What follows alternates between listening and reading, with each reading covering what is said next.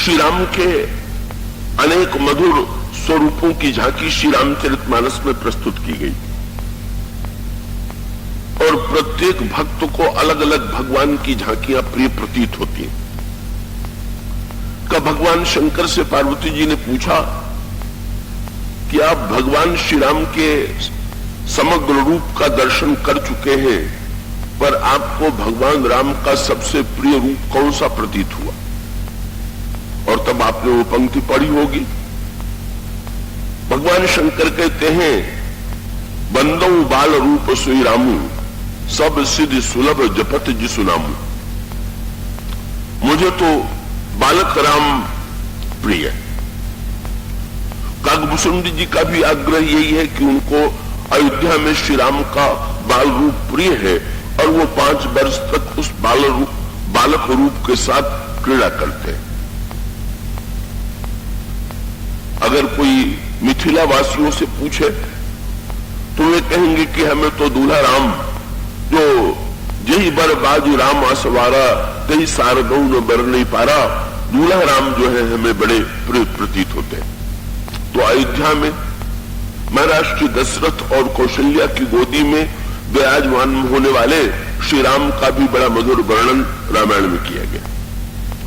दूल्हे के रूप में जब मिथिला में भगवान श्री राम पधारे तो दूल्हे के रूप में श्री राम के पधारने के बाद गोस्वामी जी ने दूल्हा राम का कितना सुंदर रूप प्रस्तुत किया और वो रूप भी बड़ा आकर्षक है।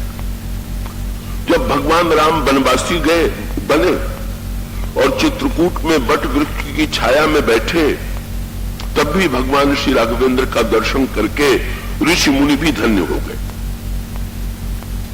लेकिन तुलसीदास जी से भगवान राम ने एक दिन पूछ दिया कि तुम्हें इन सारे रूपों में मेरा कौन सा रूप सबसे अधिक प्रिय है? ये अयोध्या में जो मेरा बाल रूप है तुम्हें वो प्रिय है, या मिथिला में जो मेरा दूल्हा रूप है वो तुम्हें आकर्षक लगता है, या चित्रकूट में जो मेरा मुनि वेश है उसके प्रति तुम्हारे अंतःकरण में श्रद्धा है? गोस्वामी जी ने कहा, महाराज जी, ये सभी रूप बड़े आकर्षक हैं, बड़े सुंदर हैं और सभी मुझे प्रिय। लेकिन महाराज जी, मेरा जहां तक पक्षपात है, मेरे मन से अगर पूछिए तो मैं कहूंगा कि इन तीनों रूपों की अपेक्षा मुझे तो चौथा रूप अधिक पसंद है। वो कौन सा रूप? तो आप गोस्वामी जी का पक्षपात पा लेंगे। भगवान राम समुद्र पार करके लंका में आ चुके हैं। सुबेल शैल पर भगवान राम आसीन हैं।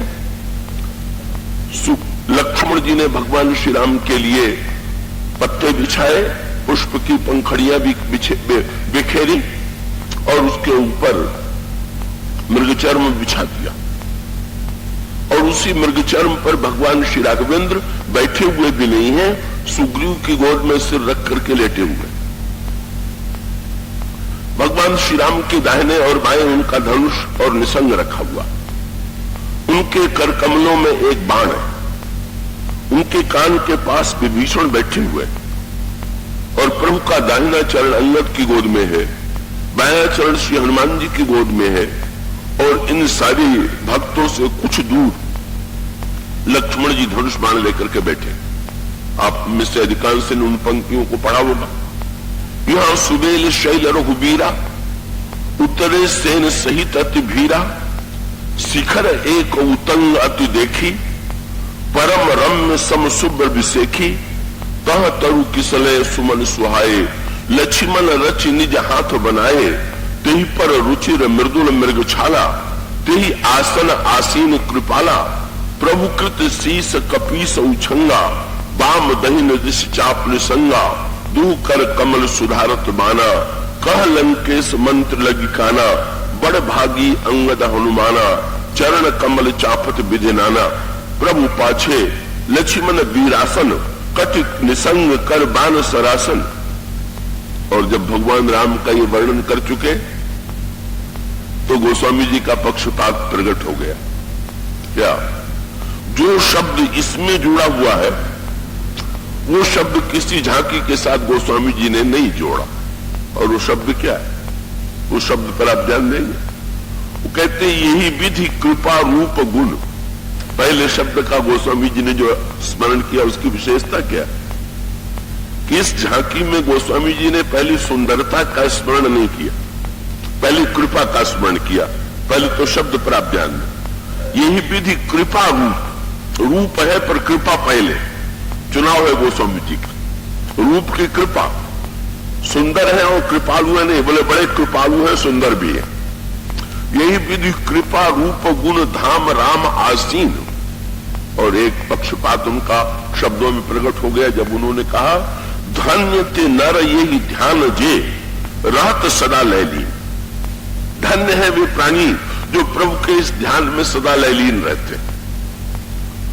भगवान ने पूछ दिया तुमने और किसी ध्यान के साथ ये धन्यता वाला शब्द नहीं जोड़ा? तुमने ये कहीं नहीं कहा कि वे प्राणी धन्य हैं जो दूल्हा राम का ध्यान करते हैं, बालक राम का ध्यान करते हैं, वनवासी राम का ध्यान करते हैं। ये बताओ कि तुम्हारे मन में ये मेरे इस रूप के प्रति इतना पक्षपात क्यों है? गोस्वामी जी ने कहा महाराज इसका वास्तविक कारण ये है कि अगर आपके बाल रूप को हृदय में ले आना चाहे तो बाल रूप तो आपका अयोध्या में प्रकट हुआ था, तो पहले हमें अपने अंतःकरण को अयोध्या बनाना होगा। उसमें महाराज श्री दशरथ कौशल्या को लाना होगा और तब बालक रूप में आप पधारेंगे। अगर दूल्हा राम का दर्शन करना हो तो पहले अंतःकरण को मिथिला बनावे, महाराज जनक और सुनैना मंडप का निर्माण करावे और पूरी तैयारी हो विवाह की बारात के स्वागत की, तब आप पधारेंगे। चित्रकूट में जहां पर अत्रि और अनसुईया जैसे महात्मा हो और जहां पर दिव्य मुनि मंडली हो, उस जब चित्रकूट हमारा अंतःकरण बने, तो जब हमारा अंतःकरण अयोध्या बने तो बालक रूप में आप पधारे। जब मेरा अंतःकरण मिथिला बने तो आप दूल्हे के रूप में आवे। जब हमारा अंतःकरण चित्रकूट बने तो आप वनवासी के रूप में आवे। तो महाराज मैं तो निराश हो गया।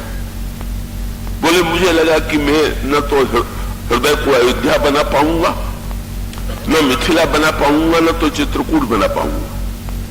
पर जब मैंने ये देखा कि आप लंका में भी आ जाते हैं तो मैं प्रसन्न हो गया कि लंका बनाना नहीं है, वो तो बनी बनाई।